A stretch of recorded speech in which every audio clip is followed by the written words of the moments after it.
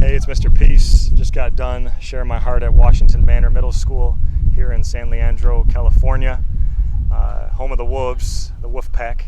It was an awesome day. I got to share my heart about bullying, looking at someone's heart first and seeing them like you see them as human beings before anything else. Like the shirt says, one race human, but also as true miracles. We talk about the M etched in all of our palms, M for miracle, upside down, W for worthy, or W for Washington, M for Manor, right?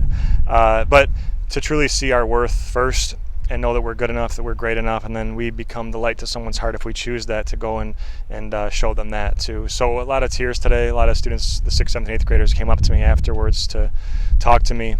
Just said, there's a lot of things that they were emotional about, whether it's been a loss in their life or been bullied in the past, whatever it might be, but they're still choosing love. And what's so cool too is the fact that they start to understand that there's a lot of people across this nation, a lot of other students, a lot of other youth their age that are going through the same things too.